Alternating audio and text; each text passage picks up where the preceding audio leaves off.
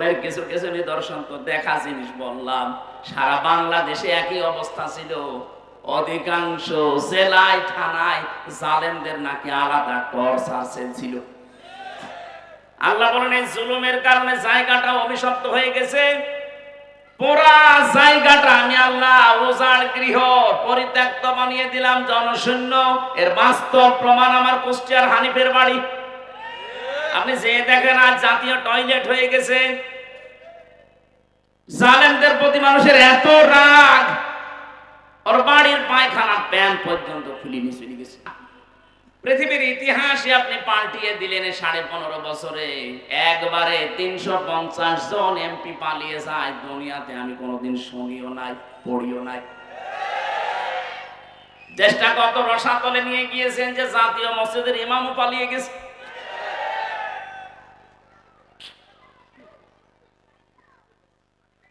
দুনিয়াতে যত ইতিহাস আমরা পড়েছি, দেখেছি, আজ পর্যন্ত কোনো পালিয়ে যাওয়া মানুষ ফিরে এসেছে আমি আজও শুনিনি। আপনি চেঙ্গিস খানের নাম দেখেন, হিটলারের নাম দেখেন। এই যে লক্ষণ সেন 805 বছর আগে পালিয়েছে, আজও ফিরে আসেনি। আরে ভাই, 805 বছর আগে যদি যাওয়ার পরে ফিরে না আসে, আশরাফ ঘানি আজও ফিরে আসেনি, আবার আসবেও না। মাঝখানের নামটা বললাম না, যারাই গেছে জীবনও আসবে না। আসলে জনগণ পিটিয়ে মেরে ফেলবে। কিছু যদি না করে থাকে, শুধু আয়না ঘরের জন্য অবশ্যই আপনার শাস্তি হবে।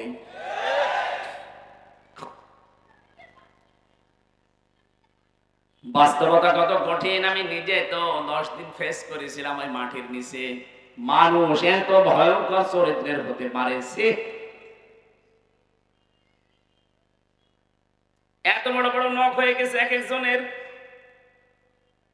তাও তো আমি গভীরে যেতে পারি না, আমাকে মুখের উপরে রেখেছিল। এত বড় বড় নখ এক একজনের।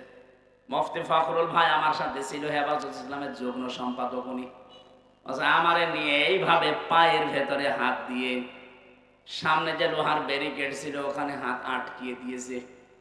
আরে ভাই, 2 দিন 5 দিন 10 দিন না, বছরের পর বছর এভাবে আটক করে রেখেছিল। সকালবেলা কয়েকটা পচা ছোলা দিয়ে যেত, খেলে খান না পারে ফেলে দেন। দুপুর বেলা 1 মুঠ ভাত দিয়েছে, তাও মাখিয়ে দিয়েছে। একটা মানুষ এই যে এখন বের হচ্ছে সিরিয়া থেকে, কারাগার থেকে, একটা মানুষ জানে না যে তার নাম কি। আপনি বুঝতেছেন? একটা মানুষ জানে না যে তার নাম কি। আমরা নিজেরাও যদি ওই রকম 10 বছর থাকতাম, আমি নিজের নামও ভুলে যেতাম। কারণ যে অবস্থায় আমি 10 দিনে আমি অসুস্থ হয়ে গেছি। মানুষ 8 বছর 10 বছর 14 বছরের মানুষ আমরা পেয়েছি, শুনেছি ওখানে আছে।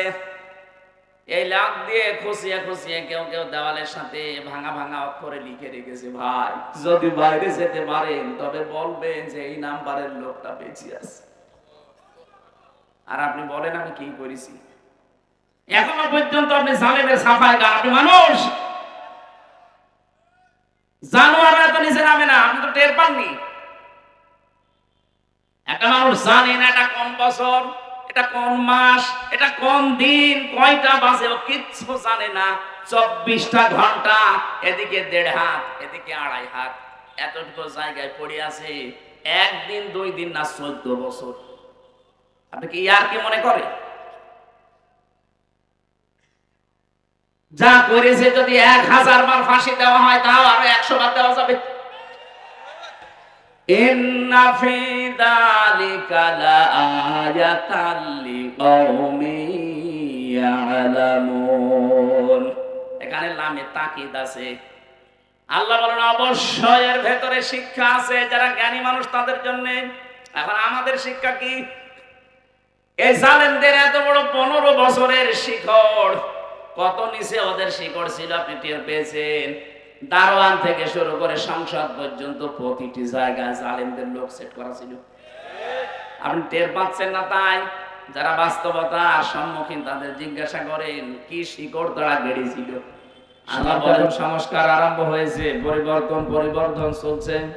আমার মনে হয় মোমেন শাহী এইটাই রাখা দরকার, ময়মনসিংহ বাদ দিয়ে। সবই যখন চলছে সংস্কার, এটা সংস্কার করে ফেলা দরকার। দল মত জাতি বর্ণ ধর্ম নির্বিশেষে কোরআনের এই অনুষ্ঠানে যারা আমরা ইবাদত মনে করে এসেছি, খুশি হয়ে বলেন আলহামদুলিল্লাহ। আপনারা দাঁড়িয়ে কি আরো বারবার বলা লাগে, এটা বন্ধ করে দিলেন? হ্যাঁ, বন্ধ করে দিলেন। মানুষের সম্মান মর্যাদা কোথায় আছে এখনো পৃথিবীতে অনেকে জানে না। অনেকে মনে করে যে জোর করে মনে হয় সম্মান পাওয়া যায়। জোর করে যে সম্মান মর্যাদা এটা পাওয়া যায় না, প্রমাণ হয়নি। কথা বলে না কেন? কি হয়েছে দেখেছেন আপনি? হ্যাঁ, প্রশ্ন আসতে পারে, তাহলে আপনারা এতদিন সম্মান দিলেন। দিয়েছি। কেন দিয়েছি? বাচ্চা হাজ্জাজ বিন ইউসুফ এর একটা জীবনী পড়তে গিয়ে পেয়েছি, খুব জালেম ছিল। মন্ত্রী পরিষদ এসে বলছে, বাদশাহ আপনার জন্য তো বাইরে যাওয়া যায় না, আমরা গাড়ি নিয়ে বের হলে মানুষ শুধু আমাদেরও জালেম বলে, আপনাকে তো গালি দেয়, আমাদেরও দেয়। গালি দেয় কি? দেখি চলো তো। ছদ্মবেশ নিয়ে একা একা রাস্তায় গেছে, এক গ্রাম্য লোকের সাথে দেখা। লোকটাকে ডাক দিয়ে বলে, বেটাই বাদশাহ হাজ্জাজ বিন ইউসুফ লোকটা কেমন? ও তো জালেম না? হ্যাঁ, ও জালেমের বাচ্চা। জালেম যে দুইবার জালেম শুনেছে ওর মেজাজ গেছে খারাপ। আচ্ছা বেটা আমার চেনো না? আমি সেই হাজ্জাজ বিন ইউসুফ। ও চিন্তা করছে আমার তো মাথা থাকবে না, যা বললাম। ডাক দিয়ে বলছে, বাদশাহ আপনি আমারে চেনেন না? আমি এই গ্রামের ওই লোক যার মাসের দুই দিন মাথা খারাপ হয়, আজকে তো পয়লা দিন। তুই পাগল? পাগল বলে ছেড়ে দিয়েছে। তাছাড়া ওই দিন বাঁচার কথা ছিল। এক কথা বলে না কেন? আমরা এই 15.5 বছরে পাগল বলেই বেশি আছে, তাছাড়া বাঁচার কথা। সম্মান আর মর্যাদা আল্লাহ রেখেছেন কোথায়? কোরআনে কারিমে আল্লাহ 1500 বছর আগে জানিয়েছেন। রব্বুল আলামিন বলেন, ইয়ারফাউল্লাহুল্লাযীনা আমানু মিনকুম ওয়াল্লাযীনা উতুল ইলমা দারাজাত। সূরা মুজাদালার 11 নম্বর আয়াতের মাঝের অংশে আছে। শব্দটা শুরু করেছেন ইয়ারফা দিয়ে। এটা মুজারে, বর্তমান, ভবিষ্যৎ, প্রেজেন্ট, ফিউচার। আল্লাহ পাক বলেন, তোমাদের ভেতরে যাদের ঈমান আছে আর যারা জ্ঞান ইলম পেয়েছে, দিন যত যাবে তাদের মর্যাদা আমি বাড়াতেই থাকবো। শুধু বাড়িয়ে দিয়েছি এ শব্দ এখানে আল্লাহ দেননি। এখন যেমন বাড়াচ্ছি দারাজাত, বহু বচন দিয়েছে, দিন যত যাবে তাদের সম্মান বাড়তেই থাকবে। কিন্তু শর্ত হচ্ছে ঈমান হওয়া লাগবে শিরক মুক্ত, আর এলেম হওয়া লাগবে আমল যুক্ত। বাংলায় বহু মানুষ আমরা দেখতে পাই ঈমান আছে, কিন্তু ঈমানের সাথে শিরিক আছে। কি? আমি এক কথায় জবাব দিচ্ছি, যেহেতু সময় আজ কম পাবো, আমি শুধু থিওরি গুলো বলবো। আল্লাহ যেটা পারে ওটা অন্য কেউ পারে, এই বিশ্বাস করার নাম শিরিক। শিরিক যারা করে তারা মুশরিক। এটা ক্লাস চলছে, একেবারে জবাব দেবেন ছাত্রের মতো। আবার এমন জবাব দেবেন না, না জানি আবার 5-এ ছিলেন 2-তে নামিয়ে দেওয়া লাগে। ছেলে এসে কাঁদছিল, কাঁদিস কেন? রেজাল্ট দিয়েছে। রেজাল্ট দিয়েছে, কাঁদার কি আছে? তুই ফেল না পাস? আব্বা ফেল করলে তো ক্লাসে থাকতে পারতাম। ছিলাম 5-এ, নামিয়ে দিয়েছি 3। আপনারা ওই রকম ছাত্র হলে তো সমস্যা। আমাদের অন্তত 5-এ থাকলে 6-এ ওটা লাগবে আজকে। জবাব দেবেন ঠিক ওইভাবে। কথা বলছেন আমার ভাইরা? আল্লাহ যেটা পারে ওইটা অন্য কেউ পারে, বিশ্বাস করার নাম যদি শিরিক হয়। শিরিক যারা করে তারা যদি মুশরিক হয়, আর মুশরিকের জন্য জান্নাত হারাম, জাহান্নাম ওয়াজিব। এটা আমি বানালাম। ইন্নাহু মাইয়ুশরিক বিল্লাহি ফাকাদ হারামাল্লাহু আলাইহিল জান্নাহ ওয়া মাআওয়াহুন নার ওয়া মা লিয-যালিমিনা মিন আনসার। সূরা মায়েদার ভেতরে আল্লাহ জানিয়েছেন, নিশ্চয় যারা শিরিক করে এই মানুষগুলোর জন্য আমি আল্লাহ নিজে জান্নাত হারাম করে দিলাম। সরাসরি এখানে ফাইল কর্তা আল্লাহ নিজে। আল্লাহ বলেন আমি নিজে হারাম করে দিলাম আমার বানানো বাগান জান্নাত, যারা শিরিক করবে তাদের জন্য। এদের জাহান্নাম আমি স্থান করে দিলাম, এদের জন্য কোনো সাহায্যকারী কেউ আসবে না। কি বুঝলেন এই আয়াত থেকে? আমি বারবার কিন্তু শিরিক শব্দটা তুলছি এই কারণে দেশে বহু মুসলমানের ভেতরে শিরিক ঢুকে আছে। বলেন তো এক কথায় জবাবটা? আল্লাহ যেটা পারে ওটা অন্য কেউ পারে, বিশ্বাস করার নাম শিরিক। যারা করে তারা মুশরিক, যারা তারা যাবে। আর কারো ফতোয়া লাগবে?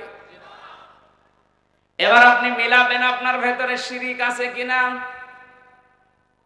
আলাহুল খালক ওয়াল আমরু তাবারাকাল্লাহু রাব্বুল আলামিন। সূরা আরাফের 54 নম্বর আয়াতের শেষের দিকে আছে, ইনিল হুকমু ইল্লা লিল্লাহ। সূরা ইউসুফের 40 নম্বর আয়াতের মাঝের অংশে আছে। এই দুইটা আয়াত প্রমাণ করে সৃষ্টি যার, হুকুম তার। কথা বলেন না কেন? আপনি একেবারে ঈমান থেকে বলবেন পৃথিবী বানিয়েছে কে? সে অনুযায়ী এখানে বিধান, আইন, নিয়ম কানুন চলা দরকার কার? সুতরাং আল্লাহর আইন বাদ দিয়ে যারা মানুষের তৈরি করা আইন এই বাংলাদেশে কায়েম করতে চান, প্রতিষ্ঠা করতে চান, এর জন্য যদি দল করেন, আন্দোলন করেন, মিছিল মিটিং করেন, আপনি মুশরিক। বলেন কোন হুজুর নিয়ে আসবেন? এবার নিয়ে আসেন। বলেন তো এই হিসাবে বাংলাদেশে এখন মুশরিক নেই?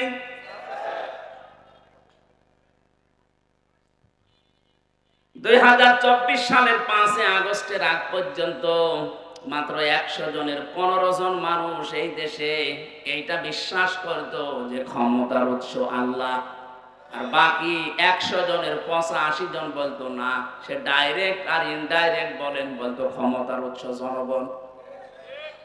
কিন্তু আল্লাহর মহিমা, আল্লাহ পাক পুরা পাল্টিয়ে মাত্র এই 3 মাস 7 দিনের ভেতরে পুরাটা উল্টিয়ে দিয়েছে। এখন এই গত 4 দিনের জরিপ দেখেন।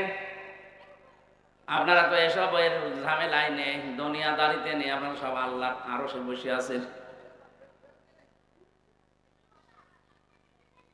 4 দিনের জরিপ এসেছে, আন্তর্জাতিক জরিপ পাওয়া যাচ্ছে। এখন এই বাংলাদেশে 100 জনের 58 জন মানুষ চাইছে এদেশে ইসলাম কায়েম হোক। ইসলাম কায়েম হোক তারাই চায় যারা বলে ক্ষমতার উৎস জনগণ। কে? বলেন বলেন। কারণ মানুষের এই অন্তর আল্লাহর কুদরতি হাতের ভেতরে, যেভাবে ইচ্ছা আল্লাহ ঘোরাফেরা করে। আল্লাহ যখন পরিবর্তন করে দিয়েছে, ঘোরানো ফেরানো শুরু করে দিয়েছে, আমার মনে হচ্ছে আল্লাহ তার বিধান এই জমিনে আমাদের দেখাবেন।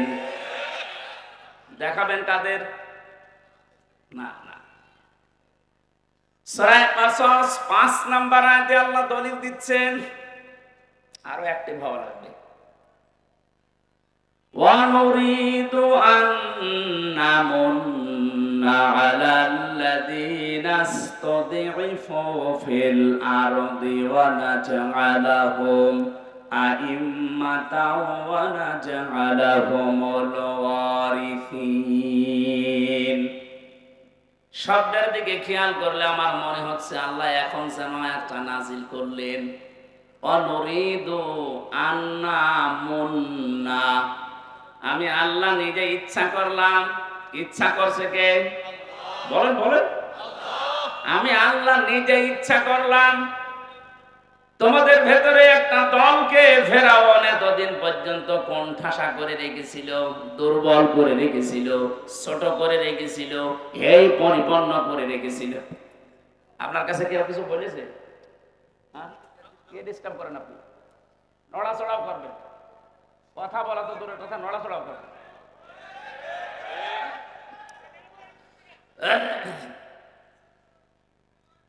আমার ভাইরা, হাজার হাজার বছর আগে ফেরাউনের জামানার নাম শুনেছি আমরা। ওই জামানায় সে একটা দলকে কোন ঠাসা করে রেখেছিল। ছোট দুর্বল নিম্ন জুলুম অত্যাচার নির্যাতনের স্টিম রোলার চালিয়েছিল তাদের উপরে। ওই দলটা মুসা নবীর দল। আমি যা বলছি সব কোরআন হাদিসের দলিল দিয়ে বলছি। যদি একটা কথা ভুল প্রমাণ করতে পারে আমি এখান থেকে চলে যাব। ভুল প্রমাণ করতে না পারলে আপনাকে মেনে নেওয়া লাগবে।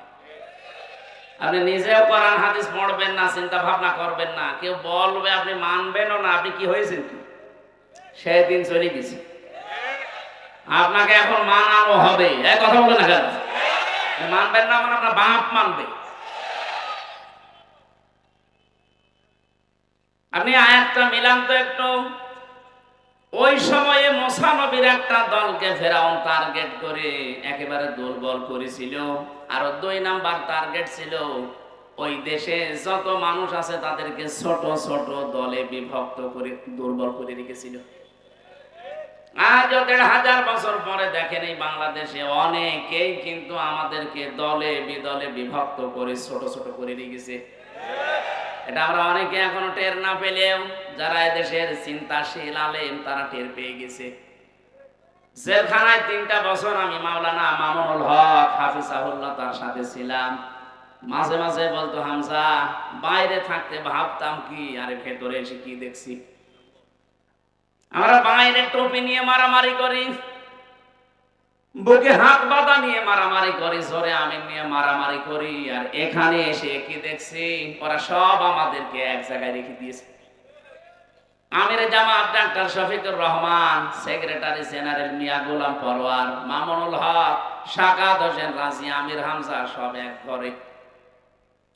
বাইরে আমরা যাই করি, ভেতরে কিন্তু ওরা মনে করে সব এক, কারণ এরা সব আল্লাহকে চায়। এক কথা বলে না,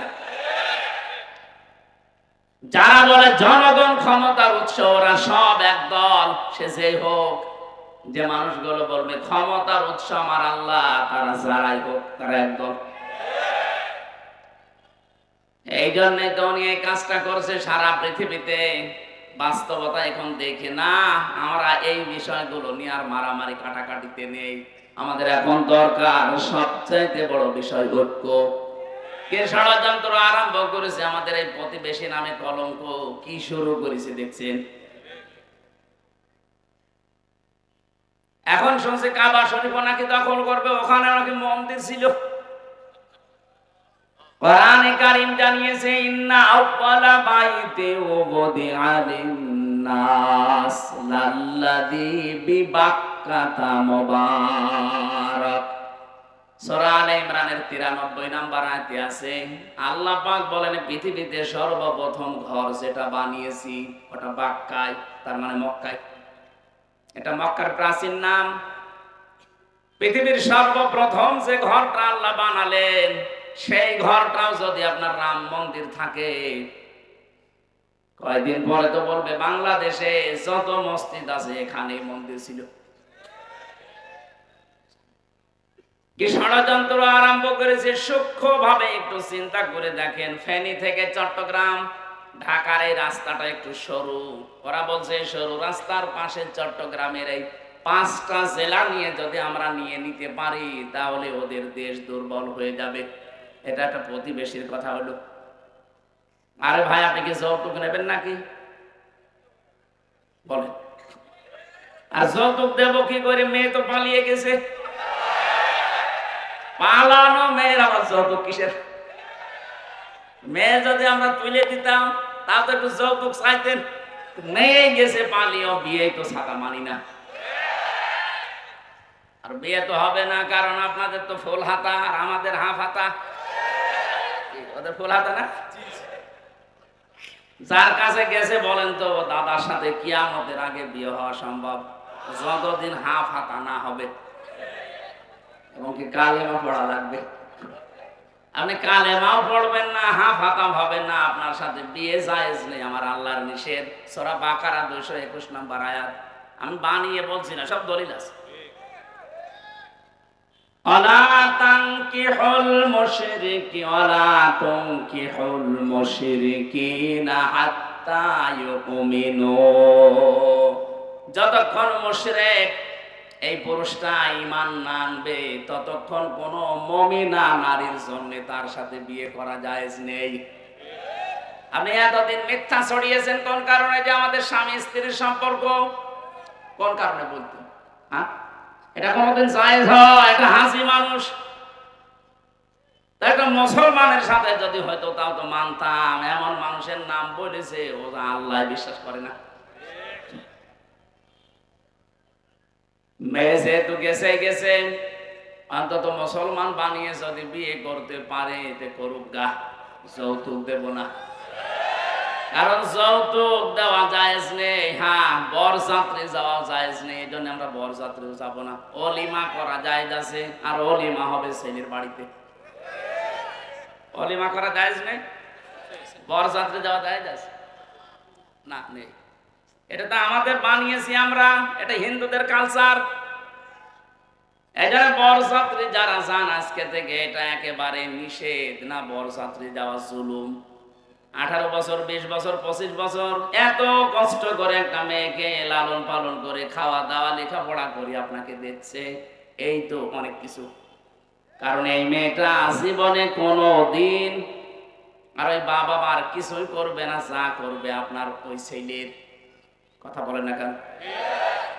আপনার ছেলের সন্তান সে পেটে নেবে, লালন পালন করা থেকে খেদমত সারা জীবন আপনার বাড়িতে কাটবে।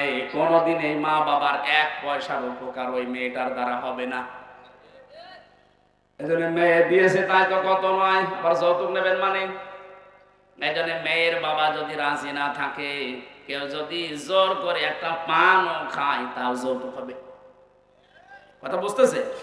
মানে কাছে পান আর 2 টাকা দাম না, আপনি নেবেন কেন? ও যদি শখ করে আশা করে কিছু নবীজির মতো দিয়ে দেয় অসুবিধা নেই, কিন্তু আপনি চেয়ে জোর করে কিছু নিতে পারবেন না, এটা কিন্তু জুলুম হয়ে যাবে। আজকে থেকে এই মাসলাটা একটু মানা যায় না ছেলের বাবারা, যে আজকে আর যৌতুক যাও মানে বরযাত্রী তো যাব না, এখন থেকে যদি করি আমি অলিমা করব। আমি জানি আপনারা মানবেন না, কারণ এটা অনেক ছেলের বাপের লস হয়ে যাবে। আমি বারবার কেন বলছি জানেন? আমার ছেলে নেই, খালি 3টা মেয়ে, আমার বাঁচা লাগবে না। যদিও আমার শ্বশুরকেও আমি অত ঝামেলা করি নাই, 7-8 জন গিয়েছিলাম মাত্র। সেই সময় তো আর এত জানতাম না, এখন দেখছি না অলিমা করা লাগবে, বরযাত্রীর সিস্টেম বাদ। যেহেতু আমরা বরযাত্রী যাচ্ছি না, যৌতুক দিচ্ছি না, সুতরাং আপনারা 1 ইঞ্চি জমি যদি জোর করেন অন্য কিছু তুলে ফেলা হবে। এই জায়গায় কোনো ছাড় নেই, কারণ এই দেশটা আমাদের কাছে মায়ের চাইতেও দামি। কথা বলুন না কেন? আমি ইঙ্গিত দিলাম, আশা করছি আপনি বুঝেছেন। এরপরও যদি না বোঝার ভান করেন, এদিকে আসেন, কানের নিচে 2টা দিয়ে তারপর বুঝাচ্ছি। মনেন সাহিব আসে, আল্লাহ রাব্বুল আলামিন শিরিক মুক্ত ঈমান আমাদেরকে বিশ্বনবী মুহাম্মদুর রাসূলুল্লাহর মাধ্যমে পড়া কোরআন শরীফে যত আয়াত আমরা পেয়েছি, ঈমান এবং জ্ঞান যাদের আছে এই মানুষগুলোর মর্যাদা বাড়বে। কিন্তু বাড়বে কি করে? আমাদের ঈমানের ভেতরে তো শিরিক। কথা বলেন না কেন? সুতরাং এই দেশে যারা এইটা চায়, এই চাই যে এই পৃথিবীর মালিক যেমন আল্লাহ, আইন চলবে আল্লাহ, এদের ঈমান শিরিক মুক্ত। যারা এর সাথে অন্য কিছুকে যোগ করেছে, আপনি যাই বলেন না কেন সত্য আমারে বলাই লাগবে, তারা কিন্তু শিরিক করছে। আর শিরিক করলে লোকটা মুশরিক। কথা বলেন না কেন? আমার ভাইরা, 2 নম্বরের বিষয় ছিল আল্লাহ রাব্বুল আলামিন বলেন যাদের এলেম আছে। এখন বাস্তবে প্রশ্ন আসতে পারে, এলেম তো এদেশে অনেকেরই আছে কিন্তু সম্মান নেই। না, এটা আল্লাহর দোষ না। আপনি এলেম থাকলেই হবে না, এলেম অনুযায়ী কাজ থাকা লাগবে। আজ হাজারো মানুষের জ্ঞান আছে, দেখতে পায়, এলেম আছে, কিন্তু বাতিলের পাঁচাটা গোলামি করার কারণে তার সম্মান কুকুরের চাইতেও নিচে নেমে গেছে। এলেম মামুনুল হকের নেই, কত মানুষ তাকে উল্টা পাল্টা ধারণা পর্যন্ত করেছে, সংসদে দাঁড়িয়ে তার নামে জেনার তহমত দিয়েছে। কোথায় গেলেন আজকে? ছোট থেকে বড় পর্যন্ত এদেশে সবাই জানে যে এটা একটা মিথ্যা। আর আমি নিজে জ্বলন্ত সাক্ষী, আমি ছিলাম তার সাথে। পুরা বানোয়াট একটা মিথ্যা জিনিস তার উপরে চাপিয়ে কালার করার চেষ্টা করেছিলেন।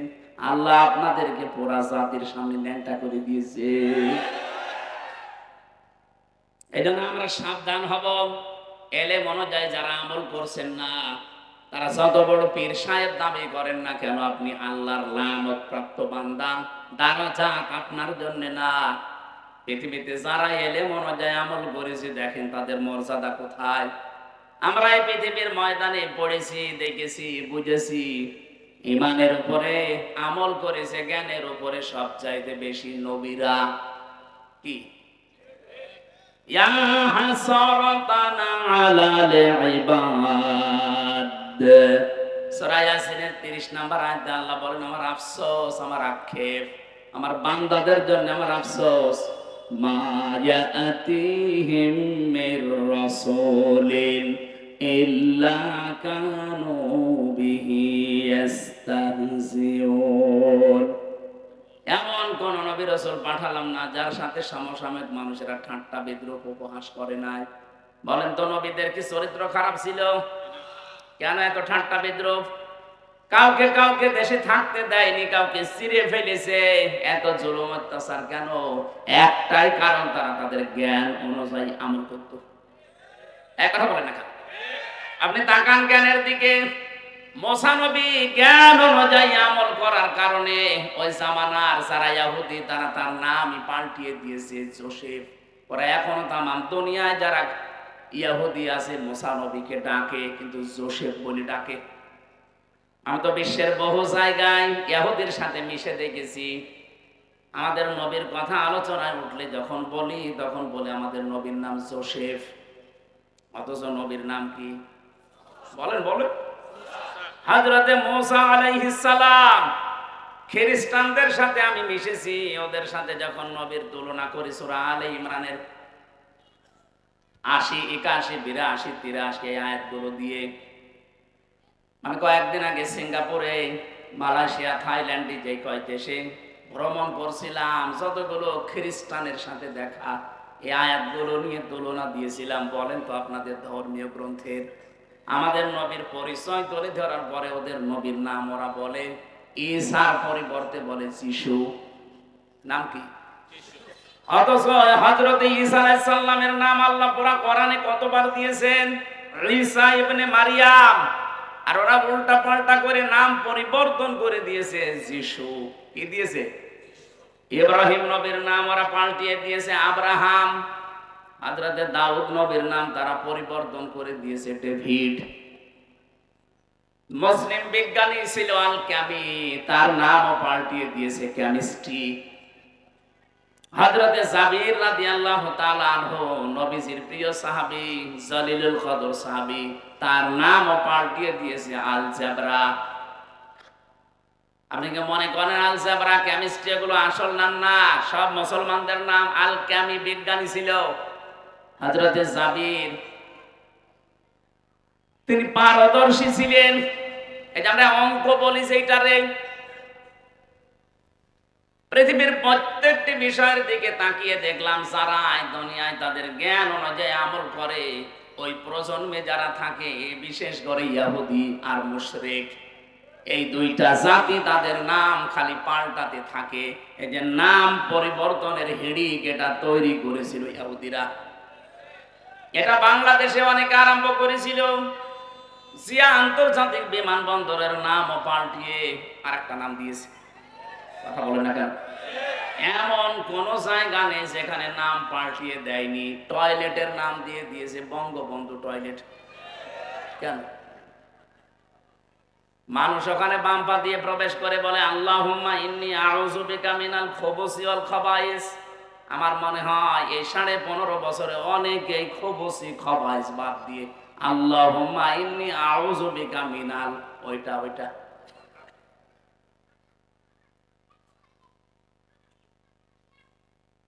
ওয়ালা তালমিজু আনফুসাকুম ওয়ালা তানাবাসু বিল আলকাব বিইসাল ইসমুল ফুসুক বা'দাল ঈমান।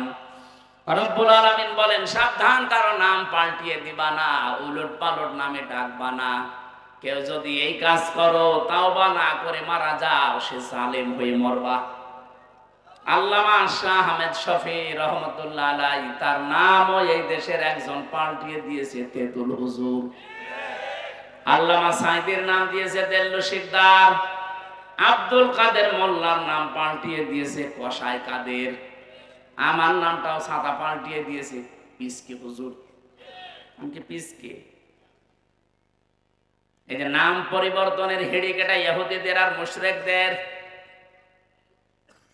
এই আন্দোলন যারা শুরু করেছিলেন তারা ঠিক করেননি কাজটা। পৃথিবীর ইতিহাসে আপনি পাল্টিয়ে দিলেন 15.5 বছরে। একবারে 350 জন এমপি পালিয়ে যায়, দুনিয়াতে আমি কোনোদিন শুনিও নাই, পড়িও নাই। দেশটা কত রসাতলে নিয়ে গিয়েছেন যে জাতীয় মসজিদের ইমামও পালিয়ে গেছে।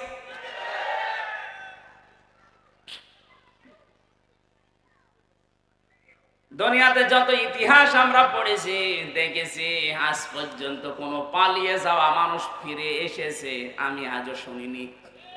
আপনি চেঙ্গিস খানের নাম দেখেন, হিটলারের নাম দেখেন, এই যে লক্ষণ সেন 805 বছর আগে পালিয়েছে, আজও ফিরে আসেনি। আরে ভাই, 805 বছর আগে যদি যাওয়ার পরে ফিরে না আসে, আশরাফ ঘানি আজও ফিরে আসেনি, আবার আসবেও না। মাঝখানের নামটা বললাম না, যারা গেছে জীবনও আসবে না, আসলে জনগণ পিটিয়ে মেরে ফেলবে। কিছু যদি না করে থাকে শুধু আয়না ঘরের জন্য, অবশ্যই আপনার শাস্তি হবে।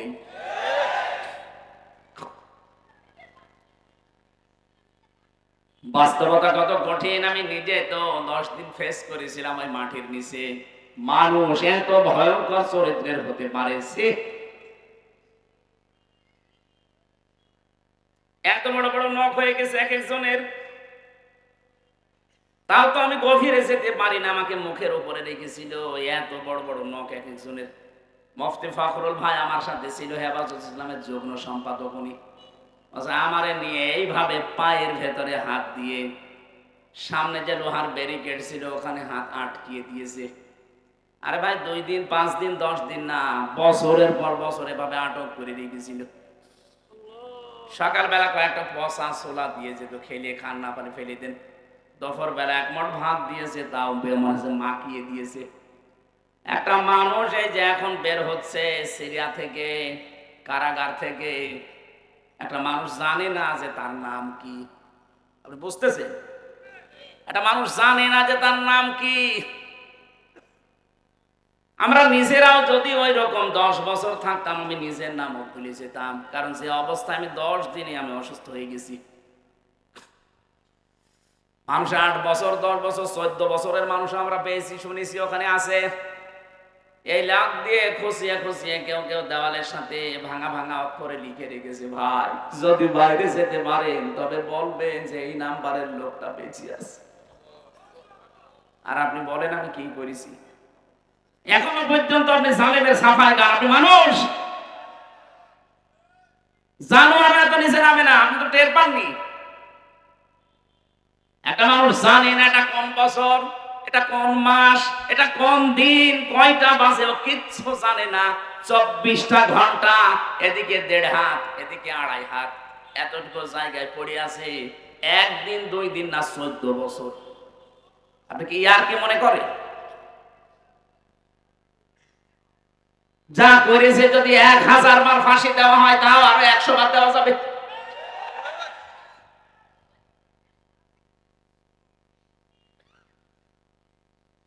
আমি তো শোনা কথা বলছি না, আমার নিজের সাথেও তো হালকা কিছু হয়েছে। আমারও জেলখানায় ফাঁসির কন্ডেম সেলে 3টা বছর বিনা কারণে যোগাযোগ বিচ্ছিন্ন করে রেখে দিলেন। কি করেছিলাম আমি? কোরআনের কথাগুলো যেই ফোর্সে বলা দরকার ওই ফোর্সে বলতাম। আমাকে আপনার মতো গোপন করে আমি কি আল্লাহর কাছে ধরা খাবো? জ্ঞান অনুযায়ী নবীরা আমল করেছে, এই জন্য তারা বিপদে পড়েছিল। জ্ঞানের উপরে আমল করতে গেলে আমি বিশ্বাসও করে ফেলেছি যে আমার বিপদ আসবে। ওই বসে বসে সবরি কলা খাওয়ার নাম ইসলাম না। বিশ্ব নবীর মতো এত বড় চরিত্রবান মানুষ যদি দেশ ছেড়ে চলে যেতে পারে, হামজা তো একা দুই। এখানে আল্লাহর ইচ্ছা ছিল আমি মুসা নবীর অত্যাচারিত যারা জুলুম নির্যাতনের শিকার, যারা এক পেশে হয়েছিল, কোণঠাসা হয়েছিল, এদেরকে আমি জমিনের নেতা বানাবো। এবং জমিনের ওয়ারিস উত্তরাধিকারী তাদের বানিয়ে দেব। আল্লাহ ঠিক বানিয়েছিলেন, কথা বলে না কেন? আল্লাহ বলেন কেন বানাবো জানেন? ও দুনিয়ার মানুষ, হে নবী আপনাকে আমি বলছি কেন মুসা নবীকে আমি ওয়ারিস বানিয়েছিলাম, ওই জাতির নেতা বানিয়ে দিয়েছিলাম যাদেরকে কোণঠাসা করে রেখেছিল ফেরাউন। কেন জানেন? অনুমাক্কিনা লাহুম ফিল আরদ, জমে আমি তাদেরকে শাসন ক্ষমতা দিয়ে দিয়েছিলাম। এবার কেন দিয়েছিলাম শোনেন, নরিয়া ফিরআউনা ওয়া হামানা ওয়া জুনুদাহুমা মিনহুম মা কানু ইয়াহযারুন। আমি আল্লাহ দেখাতে চেয়েছি ফেরাউনকে, হামানকে আর ওর সৈন্যবাহিনীকে, ওরা সবচেয়ে বেশি যে দলকে ভয় পেত ওই দলকে আমি ক্ষমতায় দিয়ে দেখিয়েছি যে দেখ কেমন লাগে। আমার তো মনে হচ্ছে এই দুইটা আয়াত আমাদেরকে আল্লাহ সামনে দেখাবে। এই দেশে যারা সবচেয়ে বেশি জুলুম নির্যাতন অত্যাচার এক পেশে কোণঠাসা হয়েছিল তাদেরকে আজ জমিনের নেতা বানিয়ে দিচ্ছে। মানুষের ভেতরে ওই বিশ্বাস, ওই আগ্রহ আল্লাহ তৈরি করে দিচ্ছে। এর চাইতে আপনি কি বুঝবেন? আর এতটুকু যদি আল্লাহ শেষ করে দিত, সত্যি কথা বলছি এই দুইটা আয়াত আমি পড়তাম না। জালেমদের দিকে এবার তাকান, এটা সূরা নমলে আছে 19 নাম্বার পারা 20 নাম্বার 20টা 7 নাম্বার লাইনের 52 নাম্বার আয়াতে আছে। আমি তো মিলিয়ে দেখেছি যে না, খাপের খাপ মিলে যাচ্ছে। আপনি মিলান পেয়ে যাবেন। ফাতিলকা বুয়ুতুহুম খাবিয়াতাম বিমা যালামু। আল্লাহ পাক বলেন ফাতিলকা, এখানে যারা আলেম আছে আল্লাহ যেন এইভাবে দেখাচ্ছেন, বাইতুন না দিয়ে বয়ুত বহু বচন দিয়েছেন, এরপর হোম দিয়েছেন জমির। আল্লাহ মনে হচ্ছে হাত ধরে দেখাচ্ছে, হে নবী এই যে এই সেই ঘরগুলো, এই সেই ঘরগুলো কি খাবিয়াতান আমি জনশূন্য করে দিয়েছি, পরিত্যক্ত বানিয়ে দিয়েছি, উজাড় গৃহ করে দিয়েছি, বিমা যালামু এদের জুলুমের কারণে। জুলুমের কিছু কিছু নিদর্শন তো দেখা জিনিস বললাম। সারা বাংলাদেশে একই অবস্থা ছিল। অধিকাংশ জেলায় থানায় জালেমদের নাকি আলাদা টর্চার সেল ছিল। আল্লাহ বলেন এই জুলুমের কারণে জায়গাটা অভিশপ্ত হয়ে গেছে। পুরা জায়গাটা আমি আল্লাহ উজাড় গৃহ পরিত্যক্ত বানিয়ে দিলাম, জনশূন্য। এর বাস্তব প্রমাণ আমার কুষ্টিয়ার হানিফের বাড়ি। আপনি যে দেখেন আজ জাতীয় টয়লেট হয়ে গেছে। জালেমদের প্রতি মানুষের এত রাগ, ওর বাড়ির পায়খানা প্যান পর্যন্ত খুলে নিয়ে চলে গেছে। শুধু একটা না, সারা দেশের 630টা থানা কম বেশি আমি করছি, যেখানে জালেমদের বাড়ি ঘর একটাও মানুষ রাখে নাই। আল্লাহ মনে হচ্ছে নিজের হাতে সব জনশূন্য করে দিয়েছে। এতটুকু আল্লাহ শেষ করেননি, এবার পরের কথাটা আমাদের জন্য শুনতেছেন। ইন্না ফি যালিকা লাআয়াতাল লিকাউমিন ইয়ালামুন। এখানে লামে তাকিদ আছে। আল্লাহ বলেন অবশ্যই এর ভেতরে শিক্ষা আছে যারা জ্ঞানী মানুষ তাদের জন্য। এখন আমাদের শিক্ষা কি? এই জালেমদের এত বড় 15 বছরের শিকড়, কত নিচে ওদের শিকড় ছিল আপনি টের পেয়েছেন? দারোয়ান থেকে শুরু করে সংসদ পর্যন্ত প্রতিটি জায়গায় জালেমদের লোক সেট করা ছিল। আপনি টের পাচ্ছেন না? তাই যারা বাস্তবতার সম্মুখীন তাদের জিজ্ঞাসা করেন কি শিকড় তারা গেড়েছিল। আল্লাহ বলেন ফাকতিহা দাবিরুল কওমিল্লাযিনা যালামু, জালেমদের শিকড় কেটে দেওয়া হয়ে গেছে। এদের এত বড় শিকড় কেটে যদি এদের বাড়ি ঘর গুলো আজ টয়লেট বানিয়ে দিতে পারে আল্লাহ, আমাদের জন্য লাম দিয়ে শিক্ষা দিয়েছেন, লামে তাকিদ, সাবধান। আগামীতে যদি কেউ ক্ষমতার চেয়ারে বসে, তারাও যদি জনগণের উপরে জুলুম করে, তাদের বাড়ি ঘর আমি পরিত্যক্ত করে দেব। আল্লাহ এটা পারবে না? এমন কথা বলেন না কেন? এই জন্য যারা একেবারে আন্টি শান্তি নিয়ে আসেন, দাঁড়া চেয়ারে বসে কি করি দেখো, কি করবা? 5 বছর নাই করবা, তোমার বাড়ি এরকম জনশূন্য হয়ে যাবে, জাতীয় টয়লেট হবে। কেন হবে না? এবার আসেন বাস্তবতায়। আমি নিজের জীবন থেকে বলছি, কাবা শরীফ তাওয়াফ করছিলাম, 6ষ্ঠ চক্কর শেষ করে 7 চক্করের পরে আমার পাপে পানি পিপাসা। ওপরে যে জমজমের পানি খাওয়ার পরে একটু উপরে গেছি, দেখি আমার পেটে যন্ত্রণা। কি গো, ভালোই তো লাগছিল। এক পুলিশকে ডাক দিয়ে বললাম, ইয়া সাদেক ঢাল, এদিকে আসেন। ও আমার বলছে কি? আমি বললাম, এখানে ফার্মেসি কোথায়, আমার ঔষধ লাগবে, আমার পেটে মারাত্মক ব্যথা, এতক্ষণ তো আমার কিছুই হয়নি, ভালোই লাগছিল। পুলিশ আমারে বলে, ইয়া হাজি ওয়াল হজ্জা, তাই না বিলা দোকান? ও হাজি, দেশ কোথায়? জি তুমি বাংলাদেশ। বাংলাদেশ থেকে এসেছি। ওর ভাষা দিয়ে আমারে বলছে, হাজি আপনি জানেন না এটা কোন জায়গা? না তো। আবু জাহেলের বাড়ি। আপনি এখনো পায়খানা না করে দাঁড়িয়ে আছেন, তাড়াতাড়ি করেন। পায়খানা করিয়ে দেখে আমার পেটের ব্যথা ভালো হয়ে গেছে। আল্লাহ যেন আমার হাত ধরে দেখাতে চায়, হামজা এত টাকা খরচ করে 6,500 কিলোমিটার দূর থেকে আসলে আরো শয়তানের বাড়ি পায়খানা না করে চলে যাবা, তাড়াতাড়ি করো। আমার ওই ঘটনা 16 সালের হজের ঘটনা আমার মনে পড়ছে, ঠিক এখন যেন বাংলাদেশে এইটাই করে দিয়েছে আল্লাহ। জালেমদের বাড়ি ঘর গুলো দেখলে মানুষের এখন পোশাক পায়খানা চাপ দিচ্ছে। আপনি দেখেন ঢাকার ওই বাড়িটা কত আবেগ নিয়ে মানুষ যে সোমা খেত। 3 দিন আগের পত্রিকা দেখলাম, মানুষ একেবারে দলবদ্ধ হয়ে এদিকে এদিকে এদিকে এদিকে মনে হচ্ছে জামাতবদ্ধ পোশাক চলছে। এটা এমনি করে নাই, জায়গা পর্যন্ত আল্লাহ জুলুমের কারণে অভিশপ্ত করে দেয়। এই জন্য যারা হজ করতে যায় একটা জায়গা আছে, দেখবেন একটু জোরে যাওয়া লাগে, কারণ ওই জায়গাটা অভিশপ্ত জায়গা।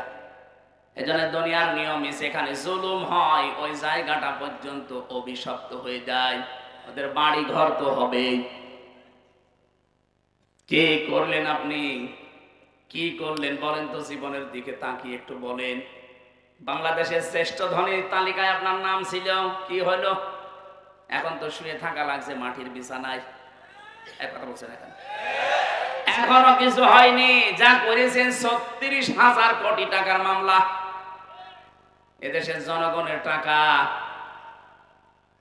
মামলা যা হয়েছে, যদি শুধু আমার মতো মিথ্যা মামলা দিয়ে যদি 3 বছরে জেল খাটাতে পারেন, আপনার তো সব জেনুইন মামলা। এটা যদি এক একটা মামলায় 1.5 বছর করেও জেল হয়, 165টা শুনলাম মামলা অলরেডি হয়ে গেছে। আমার মনে হয় কব্বরে চলে যাবে, এরপর আবার চিন্তা হবে। জেলে আমি বহু মানুষ এমন পেয়েছি, জিজ্ঞাসা করি ভাই কয়টা মামলা, কয়টা? আমরা 313টা। কয় বছর জেল দিয়েছে? মকিম গাজী পেয়েছিলাম একজনকে, সে বলছে বেশি না, 160 বছর। 160 বছর তার জেল।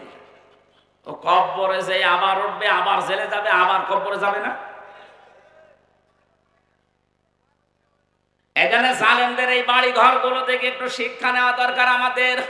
আমরা যদি সত্যি এরকম সামনে চেয়ার পেয়ে আবারও কেউ জুলুম করি, আল্লাহর কসম আল্লাহ কিন্তু লামে তাকিদ দিয়ে জানিয়েছেন, অবশ্যই তোমাদেরকে আমি ঠিক এরকম পরিত্যক্ত করে দেব। আল্লাহ আমাদের যেন হেফাজত করেন, বলেন আমিন। তাহলে দুনিয়ায় সম্মান আর মর্যাদা বাড়ে ঈমান শিরক মুক্ত আর এলেম আমল যুক্ত। আমাদের এলেম আছে অনেকের, কিন্তু আমল নেই। এক কথা বলেন না কেন? এজন্য এলেম অনুযায়ী যারা আমল করবে, ওই মানুষগুলোর সম্মান মর্যাদা দিন যত যাবে আল্লাহ নিজে বাড়াতে থাকবে। শুধু বাড়াবে, বাড়িয়েছে তা না, মোজারে এটা এখন বাড়াচ্ছে, ভবিষ্যতেও বাড়াবে। আল্লাহ যেন এই আয়াতটা আমাদের সবার জন্য কার্যকর করে দেন, বলেন আমিন। দরুদ আর সালাম পাঠ করার মাধ্যমে তেলাওয়াতকৃত আয়াত ছিল, একটা পরিচিত আয়াত, কিন্তু এর ভেতরে কিছু গুরুত্বপূর্ণ তথ্য আছে। আমার আজকের আলোচনার বিষয় প্রবেশ করো। কি বললাম? বলেন না কেন? কোরআনে কারীমের সূরা বাকারার 208 নম্বর আয়াত, 3 ভাগের 1 ভাগ আমরা পড়েছি। আমার এই মাথায় আয়াত সম্পর্কে যত তথ্য আছে, আমি যদি সারা জীবন ওই আয়াত সম্পর্কে কথা বলি তাও তথ্য শেষ হবে না, এত কথা আল্লাহ এখানে দিয়েছে। এবার আসেন আমরা তাফসীর আকারে ডেলিভারি দেওয়ার চেষ্টা করছি। আউযু বিল্লাহি মিনাশ শাইতানির রাজীম। বিসমিল্লাহির রহমানির রহিম। ইয়া আইয়ুহাল্লাযীনা আমানু দুখুলু ফিস-সিলমি কাফা। এ পর্যন্ত থাক। আল্লাহ পাক বলেন, আমি ডাক দিয়েছি ঈমানদারকে। কাকে? বলেন বলেন। কোন বেঈমানের জন্য আজকের এই আয়াত না। এজন্য কোন বেঈমান যদি থাকেন চলে যান। ওই যে চলে যাচ্ছে বেঈমান, যা চলে যাচ্ছে, যা ওর জন্য তো এই আয়াত না। ও বেকার বসে থেকে করবে কি? তা নেই, বেঈমান থাকলে চলে যায়। এখন যারা বসে আছেন, আমাদের ঈমান আছে কিনা দেখেন তো। না, আপনি বললে হবে? সাহাবী প্রশ্ন করলেন, নবী আমার ঈমান আছে, আমি টের পাবো কি করে? আমার দাড়ি বড় বড়, জুব্বা গায়ে আছে, পাগড়ি মাথায় আছে, আমি বসে বসে শুধু জিকির করে আমার ঈমান আছে। নবীজি বললেন, ইদা সাররাতকা হাসানাতুকা ওয়া সাআতকা সাইয়্যাতুকা ফা আনতা মুমিন। যখন তোমার ভালো কাজগুলো তোমাকে আনন্দ দেবে আর অন্যায় কাজ করলে ভেতর থেকে একটা বাধা আসবে, তখন বুঝবে তোমার ঈমান আছে। আজ অনেকে সুদের টাকা খাচ্ছেন, অন্যায়কে অন্যায় জানার পরও আপনার কাছে খারাপ লাগে না, আর আনন্দে খায়। কথা বলে না কেন? এমন শাহী আছে কিনা আমি জানি না। অনেক জেলায় পাওয়া যায়, টাকা ছেড়ে রাখে আর মাসে মাসে টাকা আসে। 1000 দিলে 100 টাকা বেশি দেয়, 200 টাকা বেশি দেয়, 1000 এ 1100। এটা আছে? কারা কারা এই কাজ করছেন? এটা কিন্তু মায়ের সাথে জেনা করার গুনাহ হচ্ছে। কি আপনি কি ইয়ার কি মনে করেন? সুতরাং এই গুনাহতে যারা আছেন আজকে ছেড়ে দেওয়া লাগবে, নয়তো আপনার নামাজ রোজা হজ সব মাটি মারা যাচ্ছে। কারা কারা ছেড়ে দেবেন হাত তোলেন তো। ও এই গ্রামে আছে তো, ঠিক আছে। বাবা শাহজালাল সব হালাল, ছেড়ে দেওয়া লাগবে ভাই। মোমেন শাহী এই বিভাগের মানুষেরা একটু আলাভোলা বেশি, এরা সবই খায় নাকি? ছেড়ে দেওয়া লাগবে ভাই। ব্যাংকিং ব্যবস্থায়, অর্থনীতিতে যদি পবিত্র জীবন তৈরি করতে হয়, যতদিনে দেশে যাকাত ভিত্তিক অর্থনীতি কায়েম না হবে ততদিন পর্যন্ত নির্দ্বিধায় আপনি ইসলামী ব্যাংকে কারবার করবেন। আপনার সোনালী, চৈতালি, রূপালী, অগ্রণী যত রকমের ব্যাংক আছে, সব কিছুর তুলনায় ইসলামী ব্যাংক অন্তত ঈমানের দিক থেকে এগিয়ে আছে। এখন বলেন না সবই সোজা, ঠিক আছে। নবীজি নিজে 13 বছর মক্কায় থাকতে নামাজ আদায় করেছিলেন, না করেননি? যে সময় নামাজ পড়তেন ওই 13 বছর কাবা শরীফের ভেতরে মূর্তি ছিল 313টা। বলেন, 313টা মূর্তির সামনে নিয়ে তিনি 13 বছর নামাজ পড়লেন। নামাজ হয়েছে? হ্যাঁ, এরা বলে না কেন? নামাজ হয়নি। মূর্তির সামনে নিয়ে নামাজ হইল কি করে? যতদিন পর্যন্ত মূর্তি ওখান থেকে ফেলে দেওয়ার মতো ক্ষমতা হাতে পাননি। মদিনায় যাওয়ার পরে, রাষ্ট্রনায়ক হওয়ার পরে নিজে এসে মূর্তি ভেঙেছিলেন, কিন্তু এর আগে তিনি মূর্তি ভাঙা দূরের কথা ফেলে দেওয়ারও সাহস পেয়েছিলেন। কথা বলে না কেন? যতদিন পর্যন্ত দেশে ইসলামী রাষ্ট্র কায়েম না হয় ততদিন আপনি মূর্তির সামনে নিয়ে নামাজ পড়েন। সব ব্যাংকে আছে কম বেশি 100% বেঁচে থাকা সম্ভব না। এদেশে যতদিন যাকাত ভিত্তিক অর্থনীতি কায়েম না হবে ততদিন পর্যন্ত আপনি জীবনেও পারবেন না। তারপর ব্যবসায়িক যে নিয়ম নীতিগুলো আছে ইসলামী অর্থনীতিতে, একটু পড়াশোনা করবেন। মুশারাকা আছে, মুদারাবা আছে, মুরাবাহা আছে, বায়ে সালাম আছে, ভাই ইস্তেসনা আছে, ভাই মুআজ্জাল আছে, কত রকমের নিয়ম আছে ব্যবসায়। এগুলো আপনি অন্য ব্যাংকে যান পান কিনা, কিন্তু ইসলামী ব্যাংকে এগুলোর অ্যাপ্লাই করার চেষ্টায় আছে। আরে ভাই কিছু কাজ আছে সেগুলো রাষ্ট্র ক্ষমতা ছাড়া সম্ভব না, ওইটার জন্য আল্লাহ আপনাকে ধরবে না। কারণ নবীজি যদি নিজে মূর্তির সামনে নিয়ে 13 বছর নামাজ পড়তে পারেন, আমরা যতদিন পর্যন্ত যাকাত এই দেশে রাষ্ট্রীয়ভাবে কায়েম করতে না পারবো ততদিন পর্যন্ত আপনি করেন। এদের শরিয়া বোর্ড আছে, বড় বড় আলেম আছে, গোনা হলে আল্লাহ তাদের দেবে, আপনাকে বাঁচিয়ে দেবে। এক কথা বলছেন। আর যদি বলেন না বাবা শাহজালাল সব হালাল, ৭৫,০০০ কোটি টাকা